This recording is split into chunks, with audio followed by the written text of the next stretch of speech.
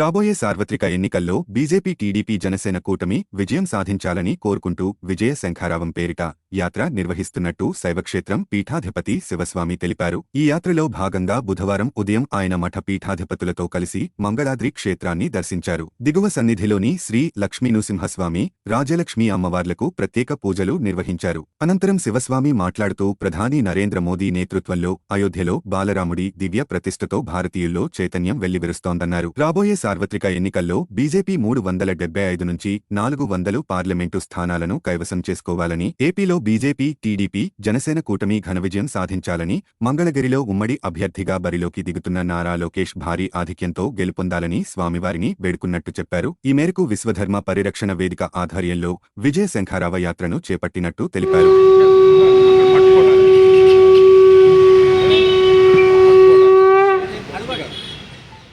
సింహాయ నమః.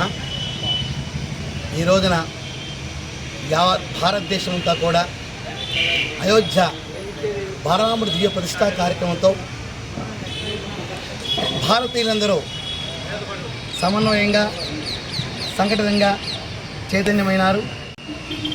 ఆ తర్వాత వస్తున్న రాజకీయ సమరం, ఈ సమరంలో మాననీయ భారత ప్రధాని నరేంద్ర మోడీ గారి యొక్క మార్గదర్శకంలో భారతీయ జనతా పార్టీ 375 సీట్ల పైన 400 వరకు రావాలని, అలాగే ఆంధ్ర రాష్ట్రంలో భారతీయ జనతా పార్టీ, తెలుగుదేశం, జనసేన ఉమ్మడి పొత్తుగా ఏర్పాటు జరిగిన ఈ వ్యవస్థలో అక్కడ విజయాన్ని చేకూరాలని, స్థానికంగా మంగళగిరిలో నుంచున్న నారా లోకేష్ గారు అత్యధిక మెజార్టీతో గెలవాలని మా మఠపీఠ ఆశ్రమాధిపతులు అందరూ కూడా కలిసి విశ్వధర్మ పరిరక్షణ వేదిక ద్వారా విజయ శంఖారామ యాత్రకి శ్రీకారం చుట్టాం.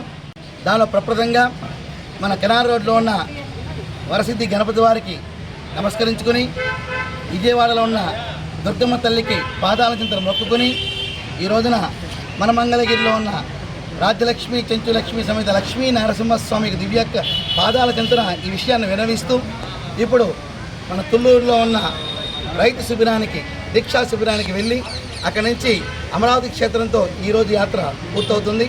మళ్ళా ఎల్లుండి అలాగే గుంటూరులో ఉన్న బృందావన గార్డెన్స్లో వెంకటేశ్వర గుడి నుంచి త్రిపురాంత క్షేత్రంకి వెళ్ళి మంత్ర అధిష్టాన దేవతండి బాలా త్రిపురసుందరి అమ్మవారికి విన్నవించుకుని, ఆ తర్వాత శ్రీశైలం మల్లన్న స్వామి దర్శించుకుని 2వ పేజీ యాత్రని పూర్తి చేస్తున్నాం.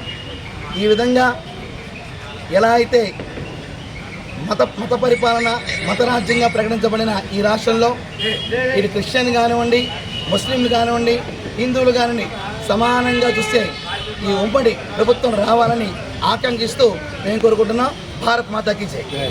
ఈ కార్యక్రమంలో తమ్మిశెట్టి జానకీదేవి, మాజేటి సూర్యవేణుగోపాలకృష్ణ, శైవక్షేత్రం మఠ పీఠాధిపతులు పాల్గొన్నారు.